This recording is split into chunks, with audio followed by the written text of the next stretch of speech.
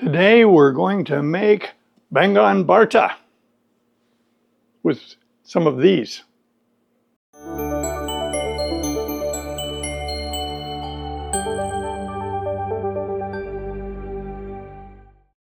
Hello and welcome. Welcome to Input English.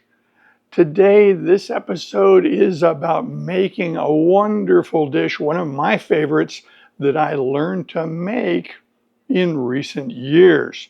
This has nothing to do with my childhood. I was completely unfamiliar with how to cook these, and it was not too many years ago that I saw some of these in a farmer's market that were just beautiful, and so I just purchased an eggplant. And of course, upon arrival home, the reality set in that I had no idea how to cook an eggplant. Now, decades ago, one would have gone to the cookbook and tried to find a recipe. But in the modern era, in the 21st century, where do we go? We go to the internet and we look up recipes. So the English word for one of these is an eggplant. In Hindi, pardon my pronunciation, in Hindi, this is a Baingan. And the recipe that we are going to approximate, that we're going to emulate today is Baingan Bharta. Baingan Bharta, Baingan means eggplant, and Bharta means a mush or a stew. So we're going to make Baingan Bharta. Now, this brings up the question of authenticity. And I would suggest a little flexibility here because I'm not trying to convince anybody that I am an authentic Indian cook. No, I don't have that expertise. I don't have that upbringing. I don't know that. But I do have access to information like everyone through the internet, and I can make a nice dish referencing recipes that I get online. If you look at many different kinds of recipes, authenticity is never really discussed. What is an authentic pizza? What is an authentic meatloaf? What is an authentic hamburger? No, these dishes are just dishes, and then everybody makes it the way they want. Chili in the United States, chili con carne. Chili is widely cooked, and no two recipes are the same. So I'm going to deal with cooking eggplant, referring to recommendations from the internet recipes, and I'm going to approximate Baingan Bharta. It's my version. Now, I've cooked this many times over many years, and no two recipes are the same. This is not precision measuring and trying to duplicate an authentic recipe. No, I'm trying to fix a nice meal. So we start with the eggplant, and they're going to take some time. Now, if you go online and you research how to deal with this making Baingan Bharta, some people will suggest that you put wooden skewers in the end and then hold it over a flame and char the skin and then remove the skin. Well, I fell prey of that because it sounded like fun. Remembering as a little kid, I was told basically three things repeatedly. Don't make a lot of noise, don't get dirty, and don't play with fire. And so charring the outside of an eggplant hit my play with fire button, and I was very interested in doing this as an adult, not too many years ago. So I put the skewers in the end and I held it over the flame, and just a few minutes later, I was holding a flaming wooden skewer trying to figure out how to not set the house on fire. So I learned that maybe that's not the best way for me to make this dish. Back to the internet, back to YouTube videos on this topic, and one charming, very enthusiastic fellow said, turn your oven up as high as you can, put it in, and just burn it. I thought, that's charming. That's pretty good. So I have the oven preheating for 550 degrees. Why? Because that's as high as that oven goes. Okay, now let's do a little mental experiment here. What happens if I put an intact eggplant into a hot oven? Well, it'll explode. And I don't want that to happen. How do I know that is a risk? Because I did it. Early in my making of these, I had the misfortune of putting a big, plump, moist eggplant into a super hot oven, and within a couple of minutes it exploded because all the water inside the eggplant turned into steam. It pressurized the intact skin of the eggplant and it exploded. Unfortunately, it covered the entire inside of the oven with a relatively thick layer of partially cooked and now burning eggplant. It did not smell good. No. Terrible mess to clean up. So we'd like to mitigate that. We want to prevent that from happening. And the way we do it is with one of these exotic tools that we refer to as a knife. We're going to punch a bunch of holes in it because the moisture inside this eggplant will turn to steam. It will, 100%. But it doesn't have to pressurize the skin. Because if I punch a bunch of holes in it, it doesn't take too many. If I punch some holes in it, the steam can come out, the skin does not get pressurized, and then it doesn't explode. So this did its job. So now I need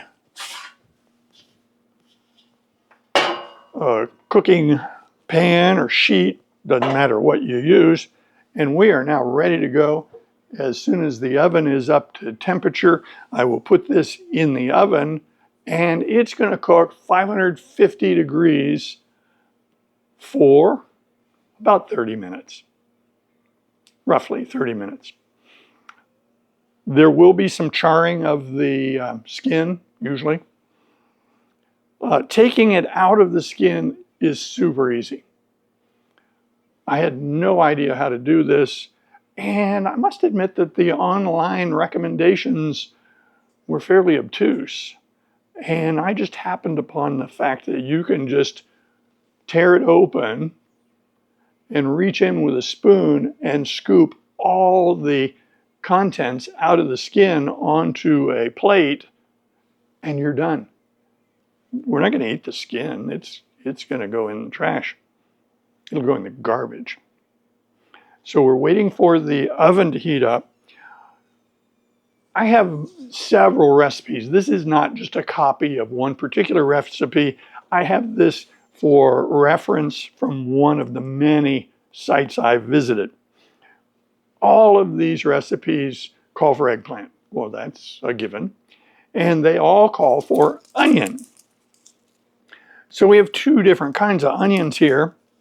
And when I was growing up, nobody ever explained the differences in the different kinds of onions. They're not earth-shattering, they're just different. So this onion with the purple pigment has more antioxidants. So if your priority is more antioxidants in your food, you might want to choose this. The yellow onion is frequently very mild, and they are used super common in cooking, and they have enough cellular structure in the onion that when you've cooked it for a good length of time, the onion is still there and it still has a little bit of texture. My rule is if I want the onion to be present in the final product to where people could say, it's got onion in it, not just the flavor, but the texture, go for a yellow onion. If, on the other hand, you want the onion to disappear into the sauce and no one really knows that there's any onion texture there at all, go for the purple onion. Now, if you tune into cooking shows, one of the things you see is footage of somebody cutting up an onion. And I find that super tedious. So I'm not going to show you cutting up an onion, but I'm going to tell you a little secret.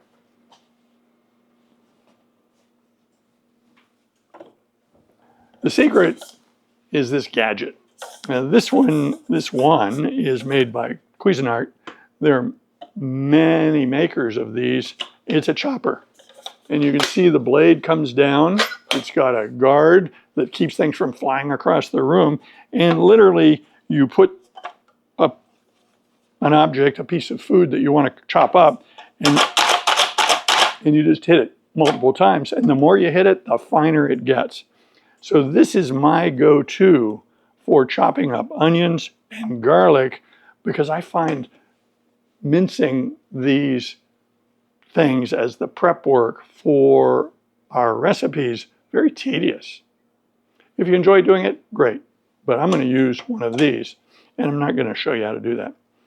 My recipe calls for a bunch of spices that, until I embraced this recipe, I didn't necessarily have in the house. One of them is cumin seeds. Cumin seeds are readily available. I buy them in bulk. And the way I was taught to do it in this and other Indian recipes is to put a neutral oil in a pan, bring it up to temperature, put the cumin seeds in it until they start to dance, change color, and you can smell them. And then they've done their job. They provide flavor by that maneuver. The next thing that goes into the mix is going to be the garlic. I've got 2 cloves of garlic. If you research Baingan Bharta online, you can see recipes with 2 cloves of garlic. You can find recipes with 8 cloves of garlic. Dealer's choice. Pick one. So I've got 2 big fat cloves of garlic. A lot of the recipes have turmeric, and I like turmeric because of the flavor. I like turmeric because of the color. I do not like turmeric on my clothing, so I'm going to wear an apron. And turmeric has some health benefits. It's a very potent antioxidant. This is ground coriander, part of the recipe, oftentimes. This is a mild chili powder. Not very much. Not everybody likes hot. And then this is a spice mix referred to as garam masala. It smells wonderful, it tastes great, and it's in this recipe, this version of this recipe that we're going to do today. Okay, the oven has come up to temperature, so it's time to put the eggplants into the oven. So we'll do that. And I will set the timer for 30 minutes. So we're good. So I have chosen the yellow onion. My rationale is I want a little bit of texture in this recipe. I don't want it to be too smooth. I want it to have some interesting texture. Sometimes when people make sauces, they blenderize it until it is the consistency of latex paint. And I find that not very interesting. So we're not going to use a blender. They have their use. I'm not fighting with blenders, but for this recipe, I'm going to use an old-fashioned gadget. I'm going to use one of these. I'm going to use a potato masher, and it's just to break up the stuff, but not to turn it into a fine puree. So we will use this. So the next thing to do is break down this onion. And again, I don't like the tedious nature of mincing onions. So I'm going to try to do this in an efficient way.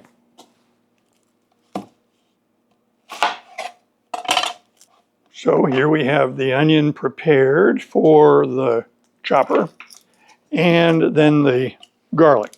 Now garlic, you can fight with the garlic any way you want. If you hit it with the flat side of a chef's knife, you can usually get it out of the husk just that easily. So that's one, and the other one, somebody also taught me to twist it in the differential in the texture of the inside of the garlic versus the husk of the garlic allows it to come off easily. So, we are now ready for our device to work.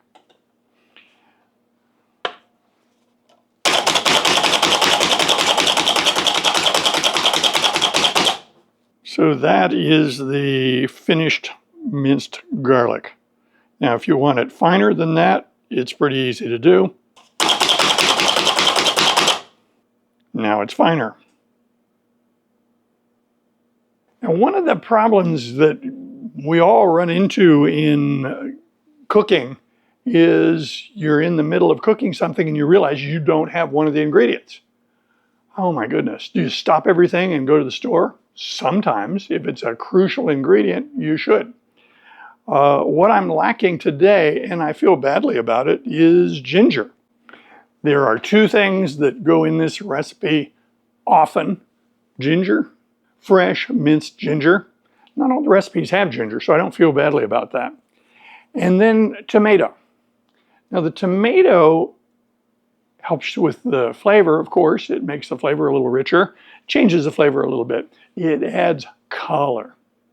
So if you make this and you don't add any tomato, it comes out kind of yellow, which is fine. Or if you want it to be a little more reddish golden, you could add some tomato.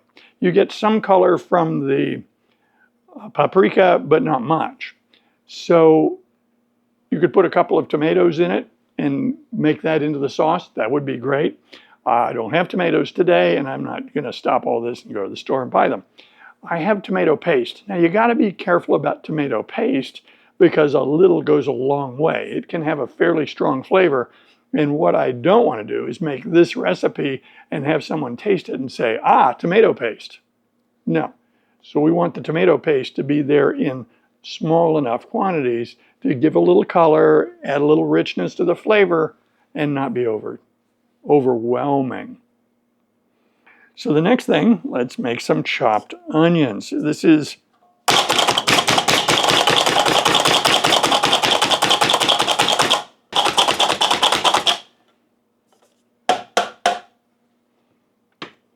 so we have now a whole bunch of chopped onions. We've got a whole bunch of chopped garlic. And you know, the amount of onion and the amount of garlic is all over the board.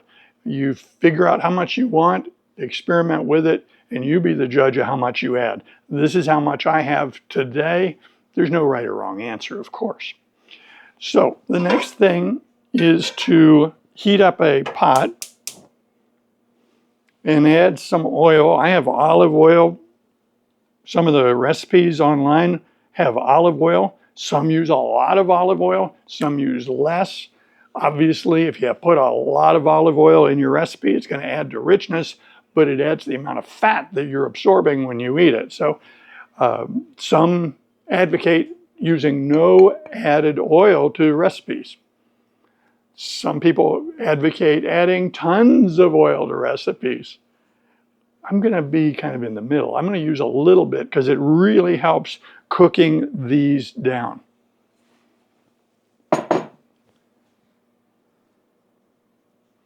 So we've got 22 minutes left on our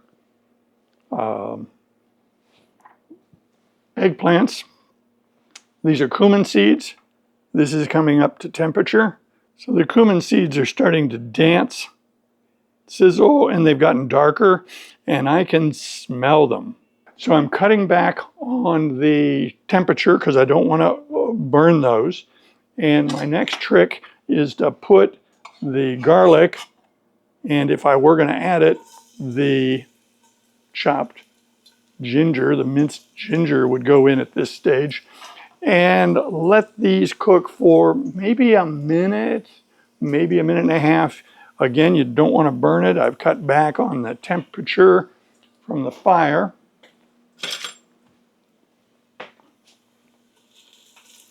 Give them a little stir. If you cook garlic too much, it goes bitter. It tastes bitter and it just gets ruined. So you don't want to overcook garlic. So that's looking very good. I'm going to take it off the fire just for a brief moment here. Simmer it down a little bit. Okay, now time to add the onion. The onion is going to cool this pan down quite a bit because it's got a lot of moisture that the pan heat needs to evaporate. So this will prevent overcooking of the garlic. Cooktops frequently have a fan function, and this one does. It doesn't have an overhead fan, it has a downdraft fan, and I can turn it on and it will take the fumes out of the kitchen.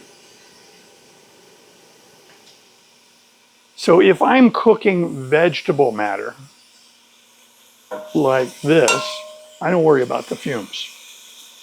They're not dangerous. But if I were cooking meat, if I were searing a steak or cooking burgers and that smoke coming off of the meat, definitely have that fan on, because the smoke that comes out of cooking meat is not good for humans to breathe. So I would not do that task without the fan on. But this is all vegetable matter. It's not a big deal. I've got the temperature way down. We don't want to burn these onions. We don't want to burn the garlic. And then this becomes an interesting puzzle because fundamentally I'm very impatient. A lot of people are impatient. We want things now. But cooking onions and garlic, you just gotta let it cook without rushing it, lest you burn it. So off camera, I cooked this down. It became really obvious that I didn't have enough onion. So I went ahead and broke down the rest of the onion, chopped it, same texture, put it in there, and it's all cooked down and it's translucent. That is, it's not clear, but it's not raw onion. It's translucent. You can sort of see through it a little bit. Translucent. It will transmit light. Okay. So now it's time to add the spices, and I was taught to add the spices to this while it's still cooking on a higher heat, not just to put the spices in the sauce at the end. So I have the paprika, I have the turmeric. Now turmeric contains a powerful antioxidant, probably more than one. People talk about the curcumin that is in turmeric, and it's absorbed by humans. If you want the curcumin to be absorbed at a much higher level for your benefit, in other words, you want more antioxidant, then add black pepper every time you add turmeric. So for me, turmeric is a 1-2. The turmeric, and then the black pepper that unlocks its goodness. This is garam masala, which is a spice mix. And this is ground coriander. So this is going to turn into kind of a paste with a lot of texture in it. The onions are in it. They're well cooked. And then we have all those spices in this, and it has a kind of a paste consistency. We're going to get a lot of moisture from the eggplant when it comes out, and it is slated to be out of the oven in about 6 minutes. So this works out very well, that if you put the eggplant in the oven, then you have time for all your prep work to get all your other ingredients broken down in the saute and get all your spices added. And this is now ready to receive the eggplant when it comes available.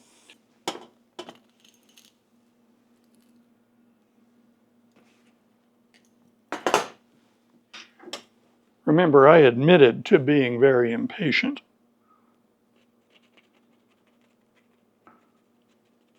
So what I did was make a trap door. I opened up the skin, and here's my spoon. The stem is not hot anymore because it doesn't have any moisture to it, so it doesn't have any way of staying hot.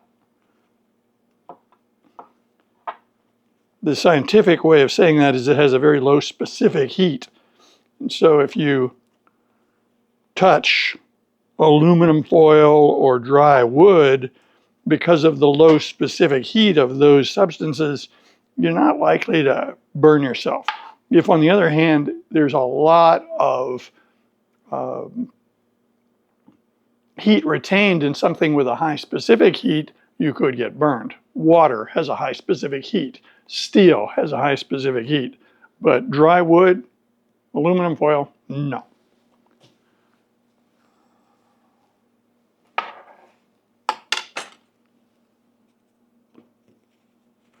Open up the skin, reach in with the spoon, and scoop out all the contents onto the cutting board. Now, I have to admit, I never saw anybody else do it this way. I am certain that I didn't invent this, but I've never seen it demonstrated that way, and this was just super easy compared to everything else I saw as people explained this. So I've changed our camera angle a little bit so you can see this. See if I can do this without creating a horrific mess. So at this point, this all gets mixed together, and some of the chunks are just too big.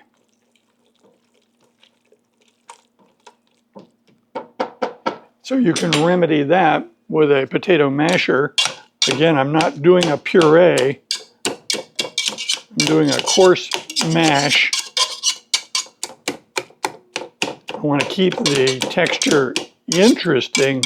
So I let the sauce simmer for a little while. I added green peas. I like green peas in this recipe. I can't say that I have been authorized by a written, authentic recipe to do that, but I like green peas. Maybe, maybe not. I've got green peas in this, and I think it adds to the color, and it adds to the flavor. I like it. Years ago, when we still had a television, we used to watch a lot of cooking shows, and I remember a cooking show that included Emeril Lagasse, and he would talk about simmering sauces like this and let it get happy. And I thought, that's a pretty charming way to explain that. So I let these different flavors kind of marry in the sauce, and I added the green peas. So it simmered for a little short while. So now,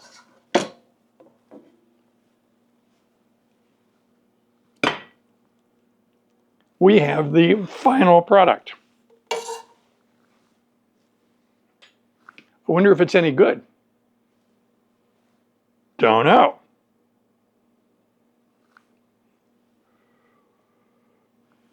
It's super hot. Okay, how can you serve this? Well, it's all over the board. One of my favorites is to eat this with a roti. So my understanding, which may be superficial, mind you, my understanding is that the two most common breads from India that we see in the United States are naan and roti. So naan is leaven. That is, it has yeast or some other leavening agent, so it rises, so it's puffier. Roti has no leavening agent. There's no yeast in it. And so it's flatter. Okay. My take on roti is it's whole wheat. So I'm a big fan of that. So at a local restaurant where we would get this that they have made, I would put it on the roti and eat it as such. So eating it with roti, great idea, delicious. You could also fix rice, you could fix brown rice, and you could use quinoa. So these are 3 options. I avoid white rice. My take on rice is it's food, and brown rice is a whole food. White rice is a processed food, and if you convert brown rice to white rice, you throw away the good stuff. So I don't really cook white rice. It's the most common way this is eaten. I get that. I'm okay with that. But I've eaten this with brown rice. I've eaten it with quinoa. And I have a whole grain medley that I make in the Instant Pot that I'm going to share with you in a different video that is super cool. And it's everything that brown rice is not, according to me. So that's a different video on the whole grain medley from the Instant Pot. I think that's how we're going to serve this. So that should be cool enough. What does it need? Nothing. It needs nothing. So one of the things you did not see me do is add salt. I avoid adding salt to recipes because added salt has some health consequences. So, I'm not the salt police, but you didn't see any salt in this recipe by design. Now, some people who would make this would taste it and say, wow, it needs some richness. And you could make this richer by adding fat. So if you put cream in this, you're going to make it a lot richer. But again, there are health consequences for adding that kind of fat to food. So you didn't see me do that. So this was one of our favorite dishes. And the amount of spiciness from this was just right. It doesn't need anything else. And so this is going to be dinner tonight. So I hope you enjoyed this video. To restate the obvious, Input English is a site for you to get comprehensible input to improve English listening comprehension and speaking ability under the concept of comprehensible input. When you create comprehensible input, it should be interesting and compelling. And so that's why we do things like take walks in the woods, or fix a lamp, or fix an interesting meal. I invite you to return. We have lots of videos to offer on a variety of topics. So I hope you join us in future videos. Bye.